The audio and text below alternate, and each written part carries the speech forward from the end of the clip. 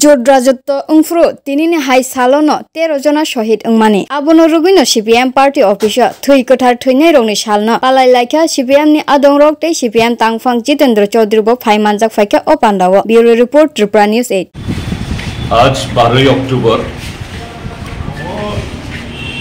আজকের এই দিনে 1988 ইংরাজির এরকম একটা দিনের বিলোনিয়া তৎকালীন অবিভক্ত বিলোনিয়া মহকুমার বীরচন্দ্র বাজারে আমাদের তৎকালীন সময়ের যারা শাসক দল বা শাসক জোট তাদের হাতে দখলকৃত এক পার্টি অফিস উদ্ধার করে সেখানে পতাকা উত্তোলন করতে গিয়ে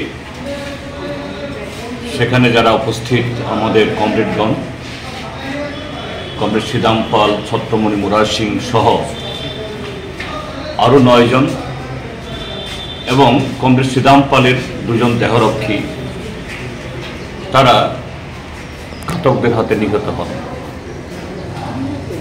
এইভাবে 1988 থেকে 92 শুধু পার্টি অফিস জবরদখল করা না, যে 1988 ইংরাজির বিধানসভা নির্বাচনে জয়ী আসন জবরদখল করে তৎকালীন কংগ্রেস এবং উপজাতি যুব সমিতির জোট সরকার এসেছিল এবং 5 বছর ধরে সারা ত্রিপুরাজ্যে গণতন্ত্রের উপরে হত্যালীলা চালিয়েছিল। সেই 5 বছরে 3 শতাধিক আমাদের মা বোন দর্শিতা এবং অনেকে খুন হন। একই সাথে 3 শতাধিক গণ আন্দোলনের কর্মী তারা শহীদের মৃত্যুবরণ করে। আমরা প্রতি বছরের ন্যায় এবারও এই শহীদান দিবস সারা রাজ্যে আমরা স্মরণ করছি এবং আমরা এখন যে সময়েতে এই বিচ্ছিন্ন মনো যারা শহীদ হয়েছে তাদেরকে স্মরণ করছি, এটা আরেকটা কালো পর্ব, আরেকটা কালো দিন ত্রিপুরা রাজ্যের গণতন্ত্রের ইতিহাসে। এ রাজ্যে 1918 থেকে আরেক দল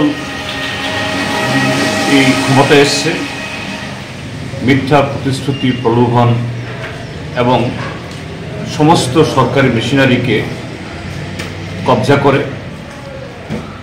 সেদিন পতাকা তুলতে মানা ছিল, পার্টি অফিস খুলতে মানা ছিল, আর আজকের দিনের যে শাসক দলের সৃষ্ট যে ভয়ঙ্কর পরিস্থিতি, এমনকি শহীদ মিনারে গিয়ে, শহীদ স্তম্ভে গিয়ে চোখের জল ফেলাতে মানা।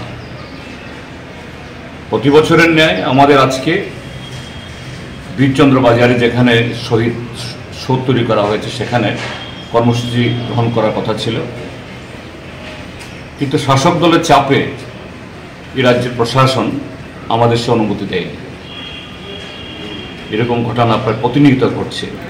কাজে আজকে আমাদের এই শহীদদের প্রতি শ্রদ্ধা জ্ঞাপন বা স্মরণ, এটা নিছক একটা আনুষ্ঠানিকভাবে ফুলমালা দেওয়া না,